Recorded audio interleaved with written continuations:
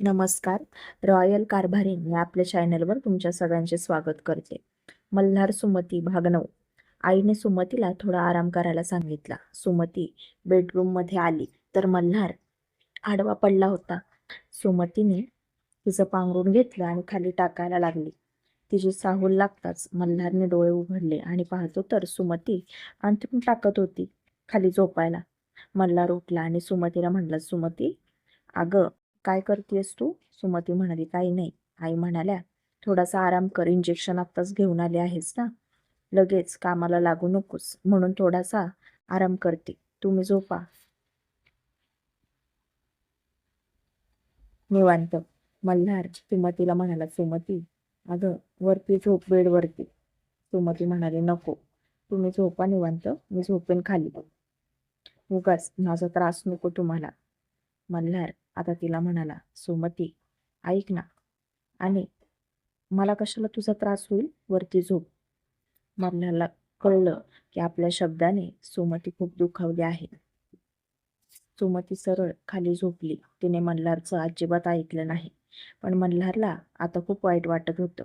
मल्हार तसंच आडवा झाला आणि सुमती त्याच्यासोबत नॉर्मल कधी वागायला लागेल याचा विचार करायला लागला आणि मनातच म्हणाला, मला एवढा फरक का पडत आहे, का मला भीती वाटत आहे सुमती माझ्यापासून लांब जाते का काय याची. पण असं का होतंय मला? सुमतीला गमवायची भीती मला का वाटत आहे? तिला सकाळी कापलं तर माझा जीव एवढा कासावीस झाला फक्त सुमतीसाठी. मल्हार, खरंच सुमती तुला आवडायला लागली आहे का? मल्हार आता स्वतःलाच प्रश्न विचारत होता, पण त्याच्या प्रश्नाचे उत्तर हे त्याच्याकडे स्वतःकडे होतं हे त्याला माहीत होतं.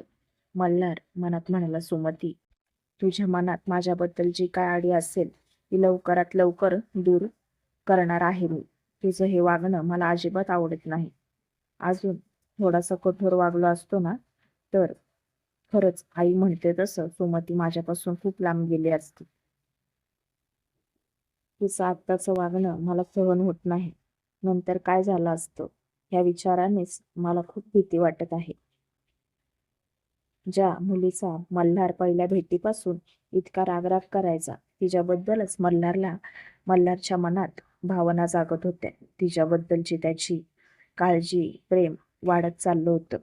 ही नुसती काळजी होती तिच्या बाबतीत, की मल्हारला सुमती आवडायला लागली होती त्याचं त्यालाच कळत नव्हतं. थोडीशी झोप काढून सुमती उठली आणि लगेच स्वयंपाकघरात गेली. आईसाठी आणि तिच्यासाठी चहा ठेवला. मल्हार पण लगेच उठला. सुमती झोपली आहे का म्हणून जरा बेडवरून वाकून बघितलं तर सुमती उठली होती. मल्हार मनात म्हणाला, हिला अजिबात आरामाची सवय दिसत नाही, नुसतं हाताला काम पाहिजे हिच्या. मल्हार घड्याळात पाहतो तर 6 वाजले होते. मल्हार पण उठला आणि बाहेर आला. मल्हारला कॉफी प्यायची खूप इच्छा झाली. सुमती किचनमध्ये होती आणि आई गाजर सोलत बसली होती डायनिंग टेबलवर. मल्हारने डायरेक्ट सुमतीलाच आवाज दिला, सुमती, मला कॉफी दे. आईने आणि सुमतीने मल्हारकडे आश्चर्याने पाहिलं आणि आई मनात म्हणाली, बरं झालं, नाहीतर सुरुवातीला काही सांगायचं झालं तर माझ्या आडून सांगत असायचा. आज स्वतःहून हाक मारत आहे सुमतीला. आई मुद्दामून मल्हारची फिरती घेत म्हणाली, सुमती, ऐकलंस का ग? कॉफी मागतोय तुझ्याकडे मल्हार.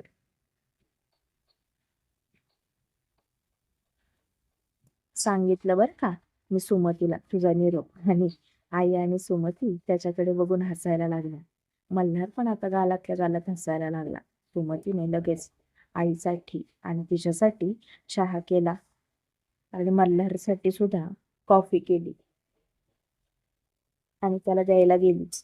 सुमतीने कप मल्हारच्या हातात दिला आणि मल्हार तिला म्हणाला, सुमती, बरं वाटते ना तुला आता? सुमती म्हणाली, हो, आता बरं वाटतंय आणि बोटाची सूज सुद्धा कमी झाली आहे. मल्हार म्हणाला, ठीक आहे. सुमती आई शेजारी गेली आणि दोघी जणी चहा पित होत्या. मल्हार कॉफीचा एक सिप घेत आईला म्हणाला, आई, तुला गुड न्यूज द्यायची आहे. आई म्हणाली, कुठली रे? अगं आई, सर 6 महिन्यासाठी US ला जाणार आहेत, तर कंपनीची सगळी जबाबदारी माझ्यावर आली आहे. आणि मला आता काम सुद्धा वाढलेलं आहे बरं का, आणि पगारात 10 पट वाढ झालेली आहे. कारण की मला सगळं सांभाळावं लागणार आहे. सर तिकडनं गाईड करणार आहेत मला, पण सगळं माझ्या अंडरच असणार आहे. आई म्हणाली, अरे वा, बघ म्हणला सुमतीचा पायगुण. माझी सून लक्ष्मी आहे आपल्या घरासाठी. ती घरात आली तशी सगळ्या गोष्टी कशा छान व्हायला लागल्या आहेत, अगदी माझ्या मनासारख्या. सुमती, जा देवाजवळ दिवा लाव आणि साखर ठेव. देवाचा आभार मान. माझ्या मल्हारची अशीच प्रगती होऊ दे, अशी माझी प्रार्थना आहे देवाला. मल्हार आईला म्हणाला, आई, तू आणि सुमती दोघी पण आवरून घ्या आणि आपण मस्त हॉटेलमध्ये जाऊयात जेवायला. सुमती, आज घरी काही बनवू नकोस. सुमती त्याला म्हणाली, अहो, बाहेर कशाला जायचं जेवायला, घरातच बनवते ना चांगलं, तुमच्या आवडीचं. तुम्हाला गाजराचा हलवा आवडतो ना, बनवायलाच घेतला आहे मी. मल्हार सुमतीला म्हणाला, सुमती ऐक ना जरा. आई मल्हारला म्हणाली, मल्हार, तू आणि सुमती दोघे जण जावा, मी काही येत नाही बाबा, मी घरातच खाईन काहीतरी. सुमतीला घेऊन जा तू. मल्हारने सुमतीच्या चेहऱ्याकडे पाहिलं तर तिचा चेहरा खूप गोंधळलेला त्याला दिसला. मल्हार मनातच म्हणाला, आई जर आली नाही तर सुमती खूप ऑकवर्ड फील करेल माझ्यासोबत, त्याच्यापेक्षा आईला घेऊन गेलेलं बरं. मल्हार आईला म्हणाला, आई लवकर आवर चल. आणि सुमती आवरायला घे. आणि मल्हार बेडरूम मध्ये गेला त्याचा आवरायला. आई सुमतीला म्हणाली, सुमती आता ते राहू दे असंच, चल त्याचं मन मोडायला नको, आता हा काय ऐकणार नाही. चल मी आवरून घेते, तूही तुझं आवर. सुमतीने पटकन सगळं किचन आवरून घेतलं आणि आतमध्ये बेडरूम मध्ये गेली. मल्हारने त्याचं आवरलं होतं आणि अंगावर परफ्यूम मारत होता. सुमती आत आली तर एकटक त्याच्याकडेच पाहायला लागली. सुमती नजरच हटवत नव्हती तिची. मल्हारचं लक्ष मिरर मधनं सुमतीकडे गेलं. मल्हार सुमतीला म्हणाला, काय मग सुमती, कसा दिसतोय मी? सुमती म्हणाली, छान दिसताय की. बरं, तुझं आवरून घे, मी बाहेर आहे. आणि सुमतीने तिचं आवरायला घेतलं. सुमतीकडे जास्त साड्या नव्हत्या, ज्या होत्या त्या मल्हारच्या स्टेटसला शोभणाऱ्या नव्हत्या. सुमतीला आता प्रश्न पडला, पण त्यातली त्यात बऱ्यापैकी साडी सुमतीने नेसायला घेतली. सुमतीची साडी नेसून झाली, पण तिच्या ब्लाऊजचे नॉट्स तिला लावता येईना. ती खूप प्रयत्न करत होती. मल्हार त्याचं वॉलेट आतमध्ये घ्यायला आला. आतमध्ये येऊन पाहतो तर सुमतीची नॉट्स लावायची धडपड चालली होती, हात मागे घ्यायची, पण ते तिला बांधताच येत नव्हतं. मल्हार सुमतीला म्हणाला, सुमती मी काय हेल्प करू का ग? सुमतीने तसंच मागे पाहिलं तर मल्हार तिच्या मागे उभा होता आणि सुमती म्हणाली, नको नको, मी आईंना सांगते. सुमती बाहेर जाणार इतक्यात मल्हारने तिचा हात धरला आणि तिला वळवलं. सुमतीने आता डोळे बंद केले. मल्हारने त्याचा हात सुमतीच्या पाठीवरून खालून वर असा घेतला आणि सुमतीने तिची साडी घट्ट अशी पकडली.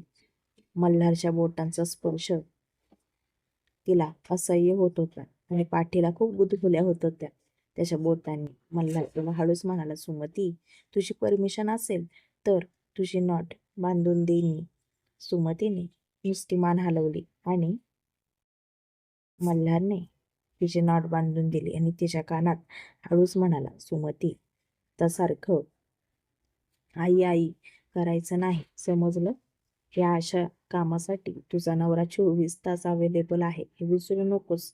आणि खूप छान ब्युटिफुल दिसत आहे माझी बायको, असं म्हणाला आणि तिच्या मानेला किस केला. सुमती तशीच मंत्रमुग्ध होऊन उभी होती आणि त्याचं वॉलेट खिशात टाकलं त्याने आणि वॉच घातलं. शिट्टी वाजवत बाहेर निघून गेला.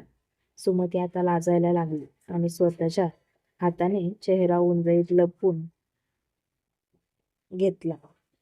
आई तिचं आवरून बाहेर आली. मल्हारला म्हणाली, सुमतीचं आवरून झालं आहे का रे? मल्हार आईला म्हणाला, आई तुझी लाडकी सून आहे ना, मग तू आवाज दे ना तिला आणि विचार, झालंय का आवरून तुझं?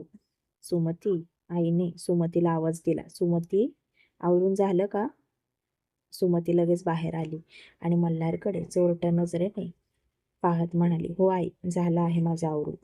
आई म्हणाली, सुमती खूप छान दिसत आहेस. सुमती पण आईला म्हणाली, आई, तुम्ही सुद्धा खूप छान दिसत आहात. मल्हार दोघींना पण म्हणाला, एकमेकींचं कौतुक करून झालं असेल तर निघूयात का? कारण की मला तर कोण म्हणणारच नाही बाबा की तू खूप छान दिसत आहेस. आई त्याला म्हणाली, अरे बाबा, तू पण खूप छान दिसत आहेस की, आमच्या दोघींपेक्षा पण छान. हो का नाही का सुमती? सुमती मल्हारकडे पाहून म्हणाली, हो आई, ते छानच दिसतात, पण आता आणखीनच छान दिसायला लागले आहेत. मल्हारने तिच्याकडे एक भुवई वर करून पाहिलं आणि सुमतीकडे पाहून गालात हसला.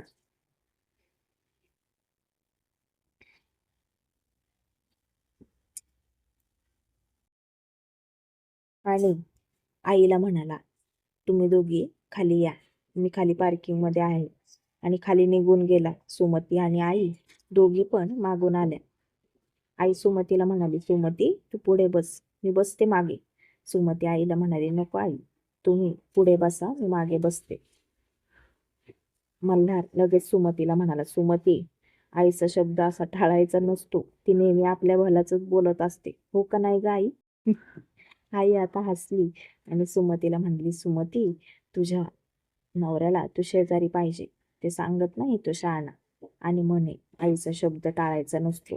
सुमती पण आता गालातल्या गालात हसली आणि पुढे बसली त्याच्या शेजारी. पुढील भाग पाहण्यासाठी चॅनलशी कनेक्टेड राहा.